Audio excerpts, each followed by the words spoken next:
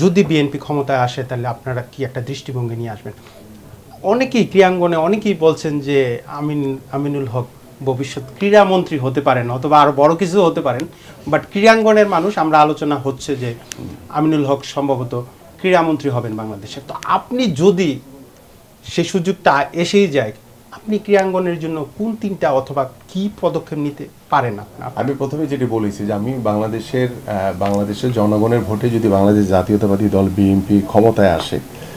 আসলে ইনশাল্লাহ আমাদের যেটি প্রধান কাজ হবে, যেটি আমাদের মাননীয় ভারপ্রাপ্ত চেয়ারম্যান মহোদয়ের যেটা চিন্তা, যেটি স্বপ্ন রয়েছেন, যে আমরা রাষ্ট্রীয় প্রতিষ্ঠানগুলোকে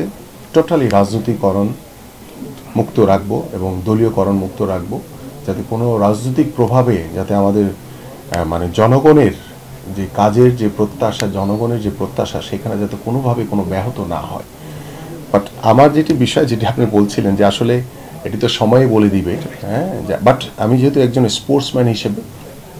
বাংলাদেশের ক্রীড়াঙ্গনের উপরে আমার একটু দুর্বলতা অবশ্যই রয়েছে, এবং আমি চাইব যে বাংলাদেশের ক্রীড়াঙ্গনকে নিয়ে স্বাধীনতার পরবর্তীতে প্রায় 53 বছর পরে এসে বাংলাদেশের মানুষ কিন্তু ক্রীড়ামোদী একটি মানুষ, ক্রীড়ামোদী একটি দেশ, সেই ক্রীড়াঙ্গনকে কিভাবে নতুনভাবে ঢেলে সাজানো যায়, এটা শুধু বলার জন্য বলছি না, বাস্তবেই সেটাকে আমরা বাস্তবায়ন করতে চাই। এবং সেই বিষয় নিয়ে আমাদের মাননীয় ভারপ্রাপ্ত চেয়ারম্যান মহোদয়ের সাথে আমার বিস্তারিত কথা হয়েছে, এবং তারও বাংলাদেশের ক্রীড়াঙ্গন নিয়ে অনেক স্বপ্ন রয়েছে, অনেক কিছু চিন্তাভাবনা তিনি করে রেখেছেন, এবং আমার সাথে তার চিন্তার যে প্রতিফলন হয়েছে আলহামদুলিল্লাহ, যে ইনশাল্লাহ বাংলাদেশ জাতীয়তাবাদী দল বিএনপি ক্ষমতায় আসলে এদেশের জনগণের ভোটে বাংলাদেশের ক্রীড়াঙ্গন সহ বাংলাদেশের প্রত্যেকটি সেক্টরই আমূল পরিবর্তন হবে ইনশাল্লাহ। বিএনপি থেকেও ক্রীড়াবিদ আসার সম্ভাবনা রয়েছে, সামনে যেহেতু নির্বাচনের একটা প্রেক্ষাপট তৈরি হয়েছে, আপনাদের দলে কি কোনো প্লেয়াররা যোগাযোগ করেছেন অথবা তারা যোগ দিবেন কিনা, এই ধরনের কোনো? আমি বলি, আমার সাথে সেই দুঃসময় 2014 সালের 5ই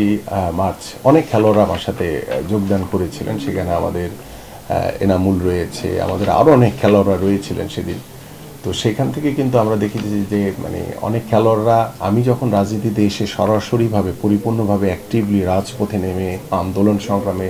কাজ করেছি, সংগ্রাম করেছি, সেটা থেকে কিন্তু আমার কাছে মনে হয়েছে যে অনেক খেলোয়াড়রাই উদ্বুদ্ধ হয়েছে, এবং আমার সাথে অনেক খেলোয়াড়দেরই দীর্ঘদিন ধরে আমাদের যোগাযোগ হচ্ছে, এবং তারা সেটা ক্রিকেটার হোক, ফুটবল হোক, হকি হোক, বিভিন্ন বিএনপিতে জাতীয়তাবাদী দলে যোগ দিবেন এমন কেউ না, যোগ দিবেন তারা মানসিকভাবে আগেই বিএনপিকে তারা সমর্থন করেন, বাট হয়তোবা এই স্বৈরাচারের এই পরিস্থিতিতে তারা হয়তোবা মুখ খুলে কখনো বলতে পারেনি বা সাহস করেনি, বাট তাদের সাথে আমার মানসিকভাবে তাদের সাথে আমার যে যোগাযোগ, সেটা এই স্বৈরাচার আমলেই ছিল।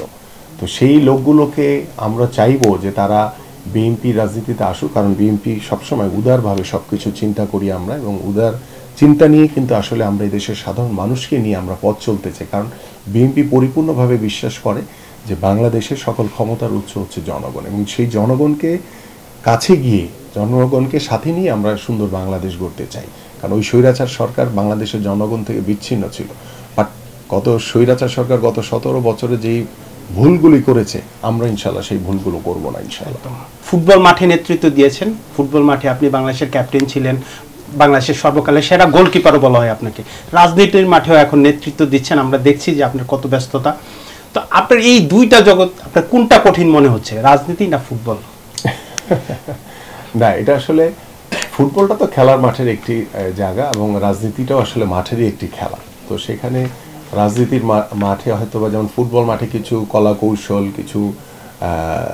কাজ থাকে, রাজনীতির মাঠেও কিন্তু সেই রাজনীতি যে পলিটিক্স,